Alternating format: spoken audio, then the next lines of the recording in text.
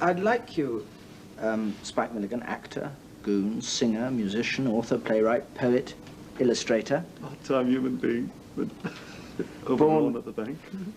Overdrawn at the bank and born in India, where you lived until you were 12, to hear about your image first from your aunt, Eileen McIntyre. He had no sense of humour whatsoever. I can't remember him ever having any sense of humour at that time. So he obviously got it from his father, who was a great comedian. He was rather quiet, very friendly. He had quite a lot of friends. And I won't say he had a particular sense of humour at that time. He didn't. And he's very fond of books and also loved animals. It's rather striking that you had no sense of humour as a child. Is she right, do you think? It's an amazing shock to hear that. I'm not thinking very quickly. I think perhaps she was right. I was a very sort of serious kid, I think, yes. Very sensitive. I don't think perhaps she was right, yes. Or that, or she didn't have a sense of humour.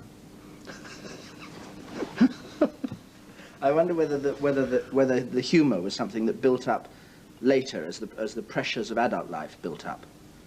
David, I wouldn't know, dear lad. You're making me have to think at very high speed. I must admit, it doesn't seem at that time I did have a sense of humour. I seemed to be a very overwrought child. I think it started to appear around about the age of 14 or 15, I think. Somewhere around about then, I started to get a little strange. What was your childhood in India like? Do you remember it as a happy time? Yes, it's very trance-like, it seems. I seem to have I was an only child in a house full of women because my grandfather died and my father was away learning how to drive iron tractors. Therefore, it was a female atmosphere, therefore a very gentle one. And I went to a convent, a lot of girls. So I think, yes, I think it was, yes, I think I had a good childhood, yes. I don't have any traumatic feelings about it at all. What kind of life was it in India then? Was it did you have servants? Were you looked after? Was it like a... Yes, I had an ayah and a cook called Manjlabai and a boy called Thambi. I wasn't aware of being superior at all because I grew up with them, so I hadn't been brought from England and accepted them as servants. I thought they were just part of the sort of family thing. And I remember a lot of sunlight and a lot of playing hockey with the chokras on the Maidan, and a lot of running, pretending to be a racehorse, and a lot of swimming in the Bund, in the Victoria Gardens, and going to the Western Turf Club racecourse in Pune, and remember seeing the Aga Khan in his orange, and the first time I saw his racing colours, I think it was green with a chocolate sash. It still is, I think, or anyhow, it used to be. And I remember betting on horses with 1 or 2 pies I used to have and winning, whereas my mother used to go with the governor's stand with 100 rupees and come back skint, used to borrow from me for the rest of the week. I was 7 at the time. Was it a religious household? When you say Yes. You went to a convent? Yes, very religious, Catholic family. I had to go to church every Sunday. And I liked it because they had a sung mass in Latin. And there's also an Indian priest who said the mass in Tamil. And I used to get the giggles because it sounded just like this. Igri bagri, igri bagri. Igri bagri, igri bagri, igri bagri, igri bagri, bagri.